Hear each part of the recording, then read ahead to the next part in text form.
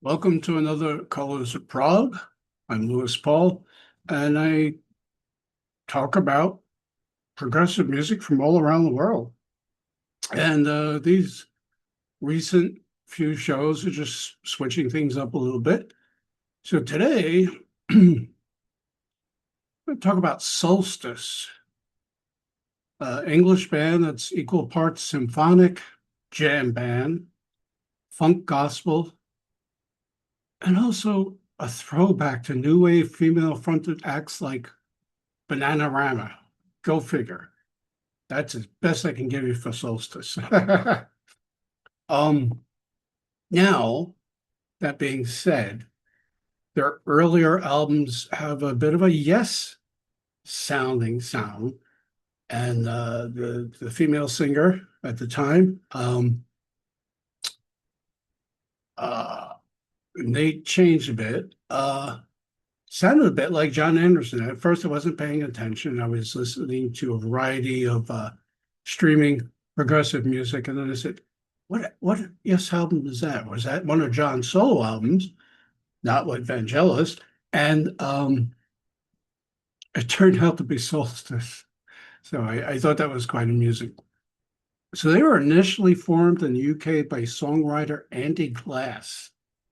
The band went through numerous lineup changes throughout the years. Um, Now, I am puzzled in regards to how to categorize Solstice. They are certainly embraced by the Celtic music crowd, and they even played the Fairport Convention headline Cropody Festival. Now, I picked a few titles to discuss. Sia from 2020, Light Up from 2022, Clan from 2025, and the live sets live in Verona, Italy, from 2022. And that was at the 2 Days Prague Plus Festival held annually in Italy. Return to Cropody, 2024, and Clan, the Stables Gathering, 2026, a new one.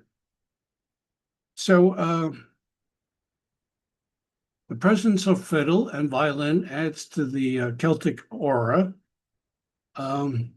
They've mostly had a female-fronted presence. Jess Holland, that's her name. And by the time of the album Clan, they added two more vocalists. So you have three female singers, Ebony Buckle and Diane Crutcher. Apparently, their real names. Ebony Buckle. Yes, I didn't misread that one. So Sia opened up with an anthemic song, Shout. And at first I thought it was a gospel-like celebrating song until I heard fiddle. And which in a way it worked. And it seemed like but they're not Irish, they're British, I believe. It seemed like a way like a melding of maybe progressive country, uh, that weird kind of mixture of things. If anyone has seen the award-winning film Sinners from 2 years ago, was it last year? Um, there was some melding of blues and country and Irish fiddle music scenes in that film. So it gives you an idea. It's not quite how Solstice sounds, but the music was sort of similar. If you mixed all these things, what do you come up with? Now, Light Up seems to be more moodier in tone. Um,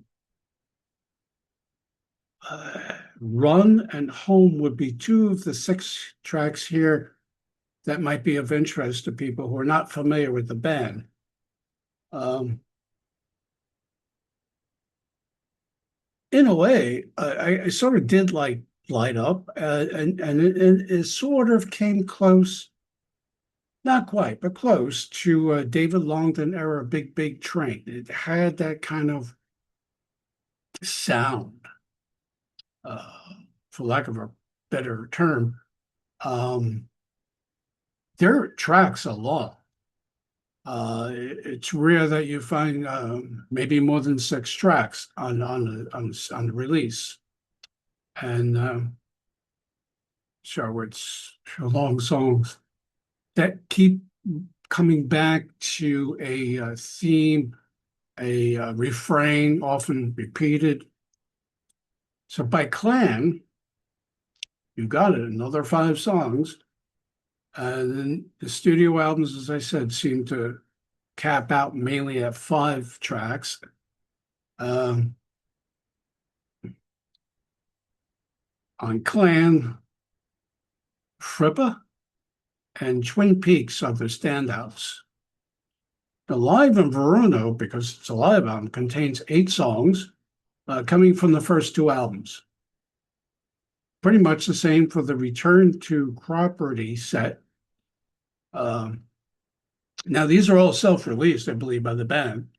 And that album was a double, it was a CD as well as a DVD documentary on the band, featuring talking head spots by Steven Wilson, Clyde Bunker, ex-Jethro Tull, who played in the early version of Solstice, and Gregory Spaughton of Big Big Train. So there's another connection. The Stables Gathering is an exuberant show with the band playing to followers and friends. Now, if you cannot locate Solstice music, as I said, I believe they're self-produced and self-released. There's a site called progrock.com Essentials. That's their label. They're also on YouTube, so you can check out what's going on with them. Now, most of their recent recordings have been crowdfunded by their growing number of loyal fans. And they're usually, these people are usually thanked by name in liner notes, along with photos of the audience. Another thing I noticed from Clan and the live album following is that they suddenly veer into a 90s, or was it the 80s? I can't remember, a girl group phase with those many female singers. Well, all are good. I was listening to the recent live albums. It was like Bananarama.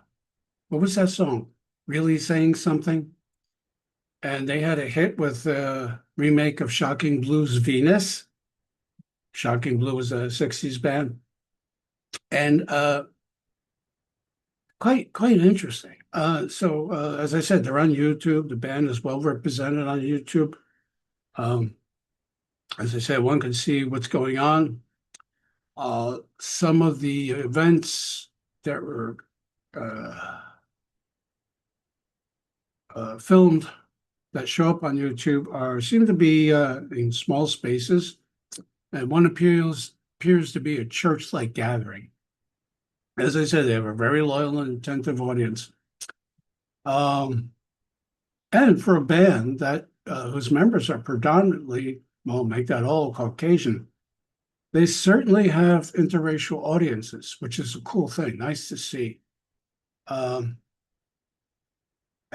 Much like I said about Magenta in a previous podcast, I don't know what to make of Solstice. They also have a tendency to re-record songs on self-released studio albums, and it wears a bit thin on me. It's like, I want to hear something different. I don't want to hear you re-record the same song over and over. Imagine if the first six Yes albums and a couple of live albums all had the majority of the same songs you already heard. So, if anything, I was really trying to think, so what does Solstice sound like to me? In a way, they reminded me of Stone Ground. Remember that name? Stone Ground was a band from 71, 72 who recorded 3 albums and were led by Sal Valentino, formerly of the Beau Brummels. And the Beau Brummels was psychedelic beat garage band. Stone Ground is the analogy here, had like 12 performers in her lineup, including many female vocalists. And they do share a similar sound to Solstice. But Stone Ground are also well known for their 2 film appearances. 1971's Medicine Ball Caravan, which documented a 8,000-mile caravan, which included 150 musicians and hangers-on that went cross-country for a music festival. There are 3 songs by Stone Ground on the soundtrack and in the film. They also famously appeared on screen in the 1972 British Hammer film Dracula, AD 1972. They were allowed to perform 2 of their songs on screen, and I think in their entirety. You Better Come Through for Me and Alligator Man.